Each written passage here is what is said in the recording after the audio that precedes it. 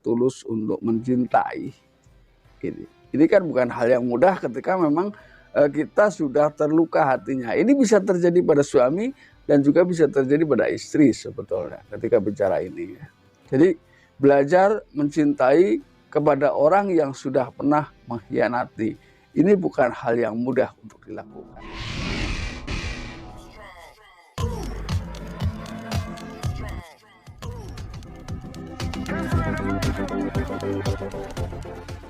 Assalamualaikum warahmatullahi wabarakatuh. Kembali lagi bersama saya Kang Kumis. Kali ini Kang Kumis kembali bersama sahabat semua. Tentunya masih di channel Kang Kumis, channel yang selalu membahas seputar kehidupan rumah tangga, dari masalah percintaan hingga masalah perselingkuhan. Pada kesempatan kali ini Kang Kumis ingin membahas mengenai 10 tips ya mempercayai atau 10 cara mempercayai pasangan yang sudah pernah selingkuh. Artinya di sini mungkin si pasangan ini berusaha untuk memperbaiki kesalahannya atau berusaha untuk memperbaiki kehidupan rumah tangganya setelah kepergok melakukan perselingkuhan tentunya. Di sini kan tentunya siapapun ada hal yang memang bisa memaafkan dan ada yang tidak bisa memaafkan. Ini tergantung bagaimana pasangannya ya. Jadi tidak semua perselingkuhan berhasil dimaafkan, itu juga banyak ya. Artinya memang tidak mudah untuk melakukan itu gitu. Nah, kini kita akan bahas bagaimana perilaku ketika seorang istri menunjukkan rasa keseriusannya ya untuk tidak mengulanginya kembali. Ini kita akan bahas sama-sama. Namun sebelum lanjut ke topik, ada salahnya silakan ada subscribe, like, dan komen di channel Kang Kumis agar sahabat semua tidak ketinggalan info dan juga kabar terbaru tentunya di channel Kang Kumis. Yang pertama adalah bagaimana kita berusaha untuk menciptakan tentang topik-topik perselingkuhan. Ini biasanya ketika dia ingin sembuh, dia tetap berusaha menganggap itu hanyalah sesuatu yang baik ya.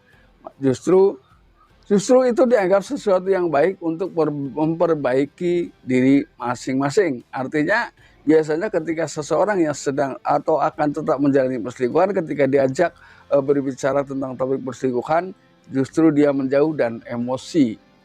Nah ini yang pertama yang harus Anda lakukan adalah itu. Lalu kemudian yang kedua, coba Anda minta bukti kesetiaan. Terserah cara Anda. Yang penting cara itu tidak merugikan siapapun dan ketika itu dijalankan memang demi kebaikan keduanya. Ya, karena setiap orang membentuk komitmen ini kan biasanya banyak cara yang dilakukan, tidak harus seperti ini tidak, tapi memang itu sudah disepakati oleh kedua belah pihak. Ya, jadi ketika siapapun yang melanggar komitmen atau melanggar sumpah kesetiaan, ini berarti adalah bahwa dia betul-betul masih ingin atau belum siap menerima itu semua. Ini berarti belum bisa dipercaya. Ini yang kedua. Lalu kemudian yang ketiga, biarkan dia berusaha untuk mencintaimu, ya, berusaha untuk mencintai Anda. Namun di sisi lain nanti ketika memang perubahan terus membaik, maka nggak ada salahnya Anda juga berusaha menghargai usahanya pasangan. Ini yang ketiga. Lalu kemudian yang keempat, jangan pernah lupakan, lakukan langkah yang terbaik adalah lakukan introspeksi di masing-masing pihak. Artinya ketika seseorang berselingkuh bukan berarti tanpa sebab. Ketika seseorang berselingkuh bukan berarti tanpa permasalahan-permasalahan ya. Pasti sebelumnya ada masalah. Nah, ketika terjadi awal mula sebuah masalah ini timbul dari siapa? Maka di sini dibutuhkan introspeksi antara suami dan istri. Karena ketika berubah tidak secara bersamaan, maka sulit ya. Ini yang keempat. Lalu kemudian yang kelima, Anda coba minta dukungan dengan orang-orang dekat, orang yang betul-betul dapat Anda percaya. Karena biasanya di saat-saat pemulihan seperti itu banyak atau tidak sedikit pengaruh-pengaruh dari luar.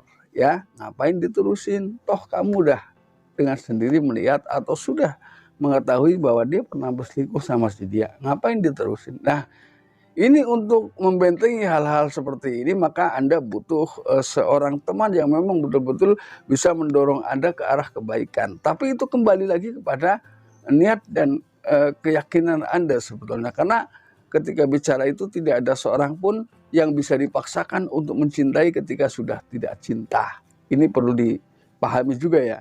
Ini. Lalu kemudian yang keenam, belajar memahami perasaan istri. Ya.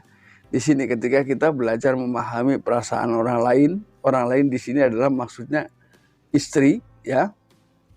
Kenapa saya katakan orang lain? Karena ketika sudah berpisah, dia juga bukan siapa-siapa. Lalu kemudian yang ketujuh, mungkin hal yang bisa membuat seseorang menjadi berat untuk mengambil keputusan itu adalah adanya seseorang ingat masa lalu dan buah hati. Nah, ini biasanya menjadi salah satu pertimbangan walaupun tidak semua, ya. Tapi ini bisa menjadi sebuah titik berat pertimbangan, walaupun nggak semua ya, nggak semua mendasar kepada pertimbangan itu. Tapi ini suka dilakukan oleh seseorang, entah itu ketika si suami berselingkuh atau si istri berselingkuh dengan alasan seperti itu. Lalu kemudian yang ke-8, walaupun yang saya kasih tahu ya, yang saya paparkan di sini memang serba sulit ya. Yaitu yang ke-8 adalah belajar tulus untuk mencintai. Ini kan bukan hal yang mudah ketika memang kita sudah terluka hatinya. Ini bisa terjadi pada suami dan juga bisa terjadi pada istri sebetulnya ketika bicara ini. Jadi belajar mencintai kepada orang yang sudah pernah mengkhianati. Ini bukan hal yang mudah untuk dilakukan. Ya. Lalu kemudian yang ke-9, coba lakukan keintiman secara bertahap. Karena saya yakin ini butuh proses dan waktu. Jadi ketika Anda semakin hari semakin yakin bahwa ia sudah benar-benar berubah, maka lakukan tahapan-tahapan tersebut. Ini yang ke-9. Lalu yang terakhir, yang ke-10 adalah keduanya harus memperbaiki komunikasi. Yang mungkin tadinya komunikasi dibatasi, komunikasi menggunakan jenjang tertentu, kini perbaikilah komunikasi itu. Komunikasi bisa menjadi sebuah hal yang memang bisa semua hal terungkap ya ketika komunikasi ini sudah membaik di antara keduanya. Nah sahabat, mudah-mudahan apa yang kami sampaikan bisa bermanfaat buat sahabat semua. Dan akhir kata, salam harmonis bersama Kang Kumis. Wabillahi taufiq wal hidayah. Wassalamualaikum warahmatullahi wabarakatuh.